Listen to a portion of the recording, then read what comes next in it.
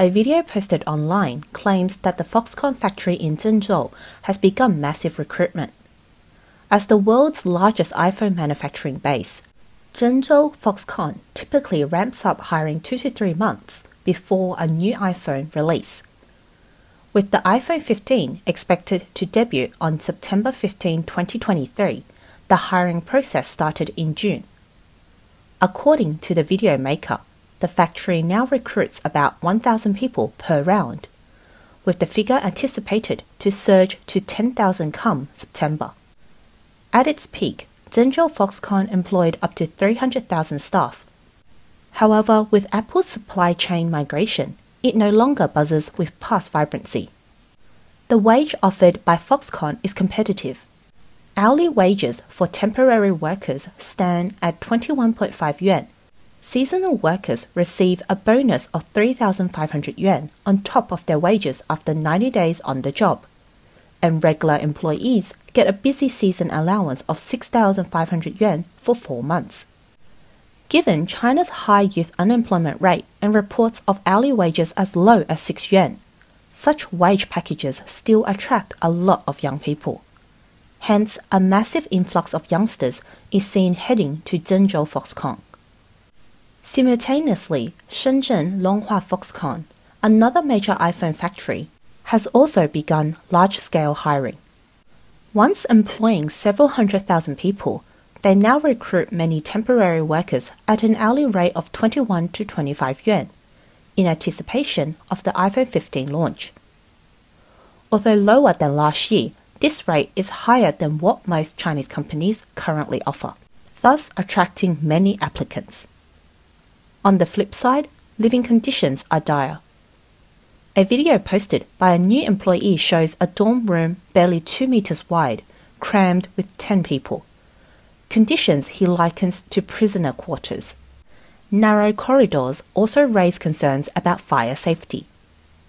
宿舍，我操！推门进了第一瞬间我就想走了，2米不到的距离住了10个人，这他妈的，战犯都不至于住这样的房间吧？外面那个大哥叫我准备撤了，他说这种环境实在干不了啊！我的天哪，这么窄的距离住了10个人，放个行李箱都放不下。 Similarly, the Dongguan's Flextronics factory, a Singapore-based American enterprise, has also started recruiting. Flextronics is another Apple contractor, mainly manufacturing the Apple Mac series. As seen in the video, it's finishing time at the factory and workers are filing out. The mass recruitment drives business around the factory, with vendors setting up stores showing how a factory's fortune can significantly impact local commerce. Just a few months ago, online videos showed that Zhengzhou Foxconn was laying off employees due to decreased Apple orders. The staff residential area, Yuxing Town, turned desolate. Situated in the Lincoln Street of Zhengzhou's airport zone, Yuxing Town was one of the earliest residential areas for Foxconn staff and is seen as a barometer of Foxconn's Zhengzhou operation. At Foxconn's peak, almost 100,000 people lived there, with a bustling commercial street lined with hundreds of restaurants, internet cafes, supermarkets, KTVs and hotels.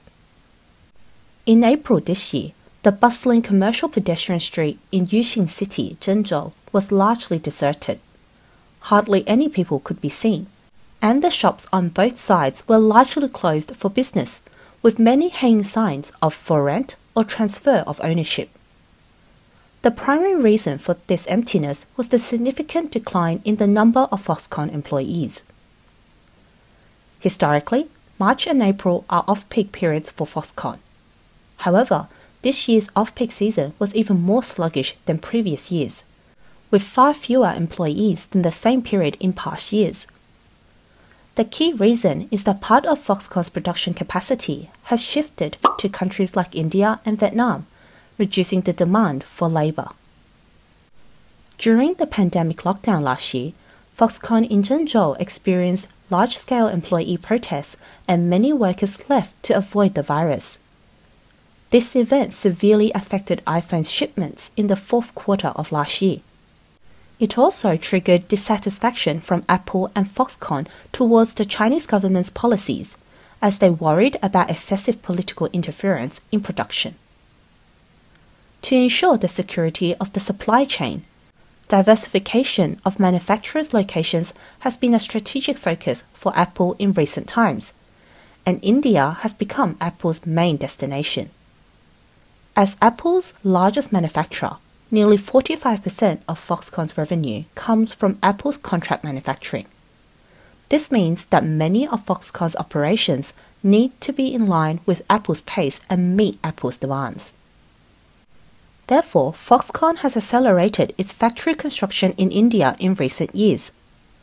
According to the Wall Street Journal, Foxconn will expand its existing Apple factory near Chennai, in the southern Indian state of Tamil Nadu. The goal is to increase the annual mobile phone production to around 20 million units and double the number of workers to 100,000. At the same time, Foxconn also plans to build a new production facility in Karnataka, another southern Indian state, where it will produce iPhones and other products. Insiders say that this expansion plan is under consideration and may change. Notably, there are reports that the upcoming iPhone 15 will be produced simultaneously in China and India. This will be the first time that the first batch of the latest iPhones is manufactured in India. It's reported that India started manufacturing the iPhone 15 cases a few months ago, and components for iPhone 15 are also being produced in India by suppliers such as Jabil. In the past few years, Apple typically produced the first batch of the latest iPhones in China and then gradually increased the production capacity for that model in India. For example, the production of iPhone 14 in India in 2022 started about 6 weeks later than in China, but the gap has been significantly closing. A previous report from JP Morgan stated that Apple has shifted part of the production of its next-generation iPhones to India, as the company increasingly recognizes the risk of centralizing production in one country. The report showed that in 2020, the percentage of iPhones produced in India accounted for only 1.3% of Apple's global production capacity. By 2021, the production of iPhones in India has reached 8 million units, with the share rising to 3.1%. Starting from the end of 2022, Apple will shift about 5% of the iPhone 14 production to India. Informed sources indicate that Apple, by expanding cooperation with Foxconn and Pegatron, is now manufacturing nearly 7% of iPhones in India.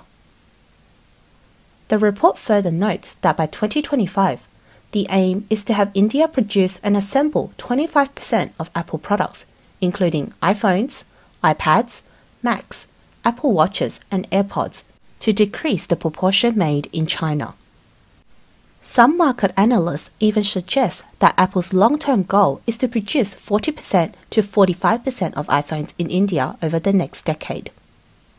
Apple's CEO Tim Cook once stated, "I believe greatly in the opportunities in India. It's a country with an unmatched vibrancy and demographic of young people." In April this year, Apple opened direct retail stores in New Delhi and Mumbai. On the opening day of both stores, high-ranking Apple executives, including Tim Cook, were present at the scene. Opening 2 Apple stores within 3 days in one country is extremely rare in Apple's history. This not only stems from Apple's strict standards for its retail stores, but also because Apple stores had not been established in India before. Industry's insiders view this as a signal that Apple is making a significant move to expand in the Indian market. In addition to these 2 Apple stores in major cities, reports suggest that Apple also plans to open more brick-and-mortar stores in India, as well as authorized retail stores in cooperation with local partners. Of course, it's undeniable that Apple and Foxconn's transition to India has faced many difficulties. Many analyses point out that the development of the semiconductor ecosystem is time-consuming, expensive, and energy-intensive. This presents numerous challenges for India, which still has relatively weak infrastructure. Analyst Shrishti Kimkar, in a research report published by the US independent think tank Council on Foreign Relations, stated that despite massive investment in semiconductor manufacturing, bureaucratic dysfunction and the lack of electricity and water means that India cannot yet become a semiconductor powerhouse based on its existing foundation. She explained that although India has a strong talent pool and political will, creating a viable semiconductor ecosystem is not easy. Today's semiconductor powerhouses spent decades in continuous development before reaching maturity, and India struggles in managing the Made in India initiative and providing the basic resources needed for semiconductor production make her less than optimistic about Delhi's efforts to expand semiconductor development. Therefore, it's understandable that for Apple's industry chain, which has been operating in China for many years, there may be a tendency to accelerate the withdrawal. But after all, this is a large and complex process that cannot be completed in a short period. In addition to India, Apple is also actively laying out its industry chain in regions like Vietnam, Southeast Asia, and South America. Naturally, Foxconn and other Apple supply chain companies will follow Apple's lead and establish factories in these locations. The result is that orders from Apple would also be diverted to these newly established factories. So, during Apple's peak production season, the phenomenon of large-scale recruitment by Chinese contract manufacturers will continue. But it is certain that the scale will shrink year by year. We have reason to believe that during this year's peak production season, the number of recruits at Foxconn will be lower than in previous years. This isn't good news for China, where the youth unemployment rate has already reached a record 20.8%. In recent years, as the industrial chain layout of some large Western companies has gradually shifted from China to other countries, some export-oriented factories have been unable to survive due to lost orders. Large numbers of factory closures have occurred in the Yangtze River Delta and the Pearl River Delta, China's most developed manufacturing areas. A large number of online videos show that many long-standing major factories have gone bankrupt, presenting a picture of desolation and depression. In manufacturing hubs such as Shenzhen and Dongguan, many jobless people have ended up homeless on the streets. It's currently the peak period for students looking for summer jobs, and many summer job wages have fallen to 6 yuan per hour. A male voice comments, "This group of summer workers is mostly men, 6 yuan per hour. That group has fewer men. A suitable male-to-female ratio, 7 yuan per hour. The group inside is okay. They are over 18 years old, 8 yuan per hour." Another man comments, "Would you be willing to work for 6 yuan an hour as a summer worker?" Many students are out to earn some tuition expenses, but these labor contractors dare to offer only 6 yuan an hour. This is really happening.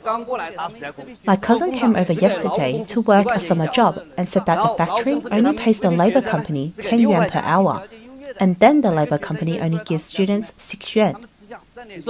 Would you say this is moral degeneration or an unwritten rule of the industry? One of the most direct results of the loss of orders is the continuous decline of China's foreign trade.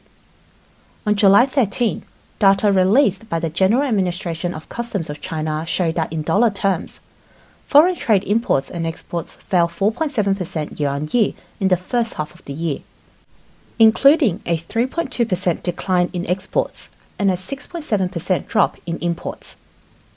In June, exports fell 12.4% year-on-year, and imports dropped 6.8%, both hitting new lows since the outbreak of the pandemic in 2020. The trade surplus narrowed by 27.89%, all weaker than market expectations. From a national perspective, in June, China's year-on-year decline in exports to major economies widened, with only exports to Russia maintaining growth, but the growth rate slowed down. Exports to the United States fell for the 11th consecutive month, with the decline in June being 5.5% more than in May, reaching 23.7%. Exports to Japan and the European Union fell by 15.6% and 12.9% respectively. Exports to ASEAN fell for 2 consecutive months, with a drop of 16.9% in June. Exports to Africa turned from growth to decline for the first time since May 2022, falling 6.9% from a growth of 12.9% in May. Exports to Russia still had a growth rate of 120.9%. However, it is 22.9% less than the growth rate in May, although still significantly higher than the overall level. Even with such dismal data, outsiders believe that this is already the result of the Chinese Communist Party's embellishment. This shows that China's foreign trade situation is severe, shattering any illusions of a robust economic recovery following the end of the dynamic zeroing approach. Coupled with worsening political and international environments, the Chinese economy is in deep trouble, unable to extricate itself. There's a popular Chinese internet phrase, no zuo, no die, which means that if you don't do foolish things won't come back to hurt you. But if you do, you will certainly pay the price. Zuo is a Chinese character meaning courting death deliberately, and the Chinese Communist Party is a perfect example of no zuo, no die. Firstly, the CCP's hegemonic expansion and wolf warrior diplomacy have increasingly provoked Western countries to contain and boycott it. The Wall Street Journal reports that as Xi Jinping begins his third term, the previous chairman Deng Xiaoping's long-held strategy of hiding capabilities and bidding time has shifted, challenging the US-led world order. Not only has the CCP sought friendship from Putin to jointly confront the US, but in recent years it has also provocatively deployed military forces in violation of rules in the South China Sea, challenging Taiwan, Japan, and others, becoming a destabilizing factor in the Asia-Pacific region. This has resulted in escalating geopolitical tensions between the CCP and the West. Naturally, due to allied relationships, major economies such as the US and EU will gradually decouple from China. Secondly, China's policies are unstable. As a dictatorship, the leader's will determines everything. For example, the zero-COVID policy, which has dealt a devastating blow to the Chinese economy, was almost entirely a decision made on a whim by Xi Jinping. The CCP's COVID-19 lockdown has caused chaos in the supply chain and inflicted massive economic losses, including on some multinational corporations. This policy was then suddenly relaxed fully at the end of last year, resulting in a large number of deaths. Almost no media mentions this now, as if it never happened. The CCP turns a blind eye to the hardships endured by the people, offering no explanations or compensation. Such an overtly irresponsible government will have extremely unstable policies. For any company with highly integrated supply chains, placing production capacity in such a country indeed poses significant risk. Therefore, to protect the supply chain, it is essential to reduce reliance on China, which has also accelerated their withdrawal. Furthermore, not only does China's legal system fail to protect the interests of investors, but it is also unfriendly to foreign capital and foreigners. Especially with the newly revised anti-espionage law that took effect on July 1st, regular commercial activities can be deemed espionage, potentially barring foreigners from entering or leaving China. Of course, the CCP has many behaviors that have been criticized.